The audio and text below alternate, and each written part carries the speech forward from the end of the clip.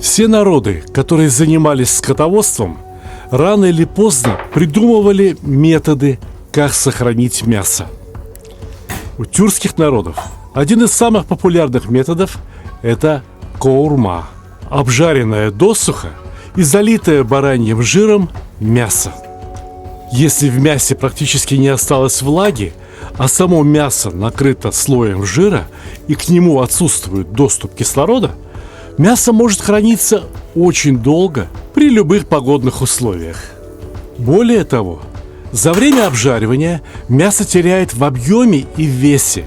Например, если правильно приготовить на коурму 5 килограмм мяса, получится всего лишь навсего 2 килограмма. Согласитесь, это очень удобно для путешественников, чабанов, охотников, одним словом, тех людей, которые оказались далеко от дома. Ведь калории-то все на месте. И совсем другое дело возить за собой всего лишь навсего 2 килограмма продуктов, из которых можно приготовить горячую пищу очень быстро. Да и холодную каурму заверни в трубочку, в лаваш и съешь. Чем тебе не колбаса? Тем более, если бывают обстоятельства, когда очень важно быстро и надежно подкрепиться. Конечно, сейчас каурму готовят все реже. У всех есть холодильники.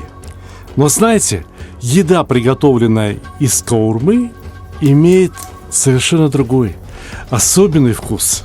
Ну и экономию времени, особенно для работающих семей, никто не отменял. Я хочу показать вам другой, современный способ приготовления каурмы, когда мясо не выжаривается насухо, когда оно остается очень сочным, очень вкусным. Правда, его придется хранить в холодильнике, но все остальные преимущества каурмы этот метод сохраняет. А пока я хотел бы показать вам необычный способ вытапливания жира из курдючного сала. Впрочем, таким образом можно вытапливать жир из любого сала, даже и из свиного. Обратите внимание, что казан у меня не нагревается очень сильно. Самый слабый огонь. Кусочками сала выложено все дно казана. И я его не перемешивал, наоборот, даже накрыл крышкой. Вот 2 раза по 10 минут, и посмотрите, какие выжарки. Абсолютно сухие, желтенькие, ни в коем случае не почерневшие. А жира они из себя выпустили гораздо больше, чем обычно. Вот теперь полученный жир следует нагреть как следует, градусов до 220. Опускаем в него не все мясо сразу, а понемногу, так, чтобы мясо плавало в раскаленном жире.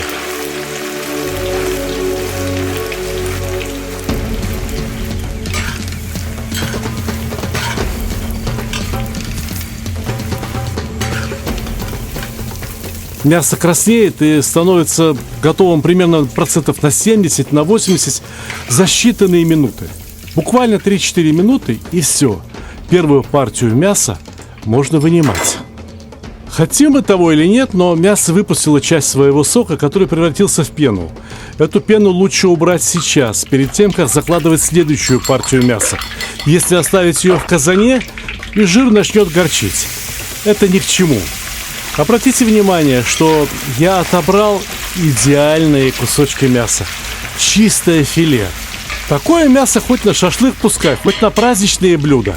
Но ничего страшного, и из каурмы тоже можно приготовить вполне себе праздничные блюда. А мясо с пленками и жилками требует более длительного приготовления.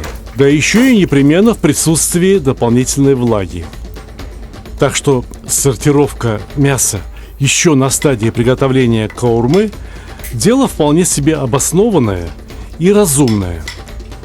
Снимите оставшуюся пену и отключите нагрев. Пусть жир немного остынет. 200 градусов – слишком высокая температура для стеклянной банки, в которой мы будем хранить нашу каурму. В прежние времена каурму хранили в кожаных мешках, в бурдюках, хурджунах. Сейчас, в век холодильников и цивилизации, разумеется, удобнее использовать обычную стеклянную банку, либо емкости из нержавеющей стали, специальные, пищевые. Когда жир остыл градусов до 100-120, им можно заливать мясо. Кусочки мяса, приготовленные по этому методу, еще сохраняют упругость, они как бы живые, поэтому их невозможно уложить слишком уж плотно. И жира в банку уйдет несколько больше, чем если бы мы готовили по традиционному методу. Я должен сказать, что сейчас в Азербайджане распространен другой метод заготовки каурмы. Там мясо слегка припускают в небольшом количестве воды. Ну, скажем, на 2 килограмма мяса берут литр воды. Отваривают его до полуготовности, а потом обжаривают не в бараньем жире, а в топленом масле. И топленое масло прекрасно сохраняет мясо, точно так же, как жир, вытопленный из курдючного сала. Дело в том, что очень многие азербайджанские блюда готовятся именно на топленом масле. То есть здесь у нас заготовка под узбекские блюда, под многие среднеазиатские блюда и под ряд азербайджанских блюд. А вот это мясо как раз с пленочками, с жилками, оно потребует более длительной обжарки и, возможно, при более низкой температуре. Да и жира уже не требуется так много, как для первого метода. Обжаривай себе потихоньку, не торопись никуда. Такое мясо отлично подойдет для каурмы шурпы. То есть шурпы на обжаренном мясе, для дымлямы, да для десятков других блюд. Можно даже накрыть мясо крышкой, пусть потушится, пусть станет помягче. Очень мягкое мясо лучше, плотнее уляжется в банке, поэтому и жира потребуется намного меньше, чем по первому методу. Но если точно так же готовить чистое филе, то мясо получится уже не таким вкусным. Оно будет довольно сухим. Оно не будет нести в себе того аромата, который несет мясо от голяшек, от ножек, лопаточной части и даже шеи. А теперь внимание! Даже если мы собираемся хранить мясо в холодильнике, все равно необходимо брать стерильные банки и, разумеется, кипяченые крышки. Чистота на кухне – это не только залог здоровья, это еще и гарантия хорошего вкуса мясных заготовок. Я говорю о хранении каурмы в холодильнике, но на самом деле такую банку спокойно можно взять с собой в поход, и за несколько дней с мясом ничего не случится, особенно если даже верхние кусочки будут полностью утоплены и покрыты жиром. Закрывайте еще горячую банку, пусть постоит, остынет и в холодильник. А вот теперь вторая часть нашего рассказа о каурме. Видите, как она выглядит? Бараний жир идеального белого цвета, как бумага. Можно, конечно, поковыряться в банке ножом либо вилкой и выковыривать себе то, что необходимо. Но лучше всего растопить жир, скажем, поставив банку в горячую воду, либо в микроволновую печь, если вы находитесь в условиях стационарной кухни. А теперь переливайте жир из банки в казан, и все как обычно. Готовим обычную узбекскую еду, самую простую. Из того, что есть, из 3 продуктов: мясо, лук и картошка. Хотя на самом деле сюда можно добавить практически произвольный набор овощей. Можно добавить любые крупы. Из каурмы можно приготовить даже плов. Ну а что, обжарили морковку, добавили сыры, как я сейчас. А мясо-то у нас уже готово. Мясо опустим в казан только тогда, когда надо будет рис опускать. И плов приготовится не за 2,5 или 3 часа, как обычно, а буквально за час, час 15, и это будет очень хороший плов. Ну а сейчас я добавляю то, что моей душе угодно. Добавил черный перец, добавил паприку, пусть красиво выглядит. Вот теперь, когда лук уже полуготов, опускаем мясо, пусть слегка прогреется. И еще раз, дальше полный простор для творчества. Можно все это залить водой и получить очень вкусный суп. Можно приготовить второе блюдо. Можно приготовить нечто вроде каши с традиционными для среднеазиатской кухни крупами.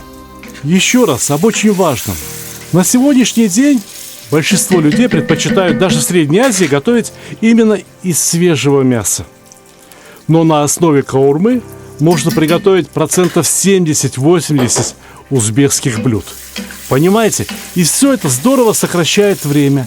И все это уменьшает пространство в холодильнике, которое требуется для хранения продуктов. И все это позволяет не замораживать мясо. В самом методе замораживания мяса я ничего особо страшного не вижу.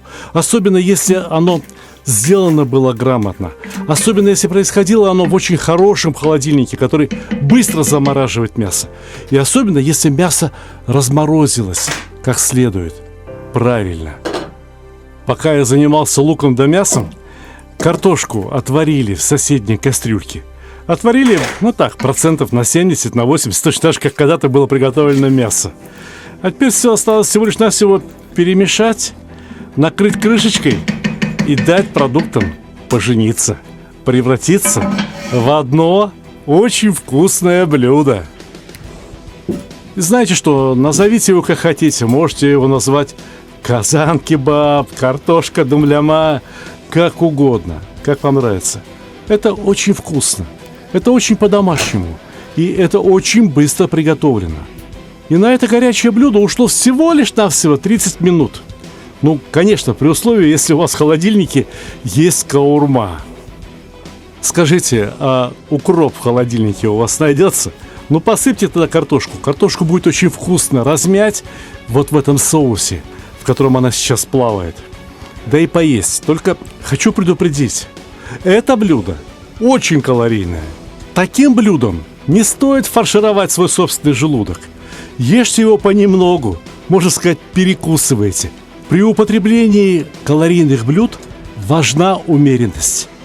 А где она не важна? Дорогие друзья, я очень люблю свою работу. Многие познакомились со мной именно в качестве телеведущего. Я много лет работал на телеканале НТВ, теперь работаю на телеканале РЕН-ТВ, веду блог в интернете. Но моя главная работа, главный труд моей жизни – это мои кулинарные книги. Видите, сколько я их успел написать? И не скрою, пишу еще, делаю следующую работу, следующий шаг – в свое время, после выхода моей первой книги, которая называлась «Казан, мангал и другие мужские удовольствия», издатели стали наседать на меня.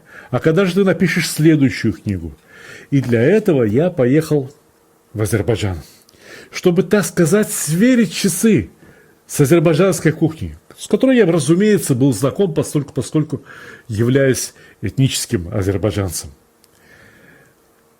На основании того моего кулинарного путешествия, той моей кулинарной экспедиции, я издал 2 книги. Одна из них называется «Казан, баран», и теперь она называется «И новые кулинарные удовольствия». Первый вариант этой книги был издан в 2010 году, и он назывался «Казан, баран и Дастархан». В прошлом году я обновил эту книгу на 60%. Дело в том, что я тщательно слежу, что люди готовят по моим рецептам. И те рецепты, которые не пользовались популярностью, по которым люди не готовили, я исключил из этой книги. Я обновил фотографии, я обновил тексты. И в результате получил, можно сказать, новую книгу, которая, еще раз повторяю, называется «Казан, баран и новые кулинарные удовольствия». Это книга о приготовлении баранины в самых разных видах. Баран – удивительное животное. Не будь у нас барана, наверное, история Евразии была бы другой. Бараны и кони вместе с людьми сделали историю этого континента такой, какая она состоялась. В этой книге я рассказываю о том, какие части баранины пригодны для одного использования, какие части бараньей туши лучше варить, какие жарить, какие тушить, какие можно запекать. Одним словом, эта книга достаточно серьезное исследование, серьезный труд.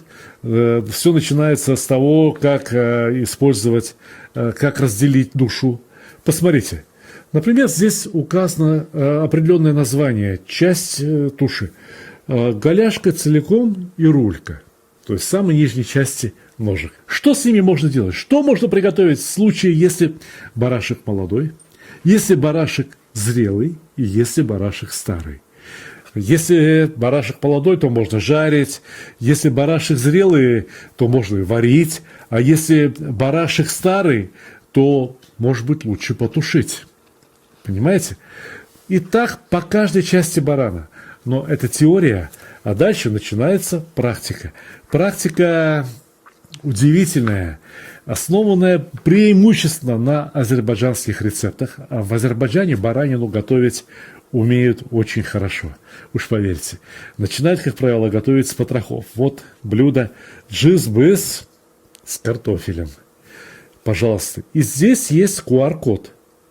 Наводя ваш смартфон на QR-код, вы попадаете на ролик в интернете, на видеоролик в интернете и смотрите, как что приготовить. Хотя и здесь все расписано более чем подробно, хотя и здесь все показано, рассказано очень, так сказать, пошагово. Прям вот каждый абзац сопровождается фотографией. Понимаете? Вот кто-то, возможно, видел подобный ролик в интернете, но есть вот еще и фотографии, есть еще и тексты. И самое важное, что весь материал в этой книге тщательно структурирован. Вы не скачете с 5 на 10, как получается, когда вы смотрите видео. Вы получаете фактически учебный материал. Когда вы читаете эту книгу страница за страницей и рецепт за рецептом готовите по этой книге, вы тем самым учитесь готовить. Блюда очень интересные, очень вкусные. Блюда, которые принадлежат самым разным народам. Вот, кстати говоря, я раскрыл здесь на странице о том, как можно построить и обустроить домашнюю кухню, эдакий храм кулинарии. Вот вроде то, что построено у меня. Одним словом, эта книга, теперь эта книга не просто развлекательное чтение, теперь эта книга учебник по кулинарии, по небольшой части кулинарии, по приготовлению баранины.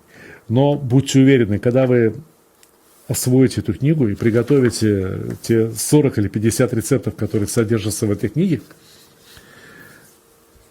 многие ресторанные повара будут нервно курить, когда услышат запах ваших блюд и когда посмотрят, как умело и как красиво вы научились их готовить. Мои книги, эту и любые другие, можно купить на моем сайте stalik.ru. В названии этого ролика, а также в описании к этому ролику можете прочитать, как написать слово stalik.ru. Я надеюсь, вы не совершите ни одной ошибки, приобретете книги, можно и с автографом.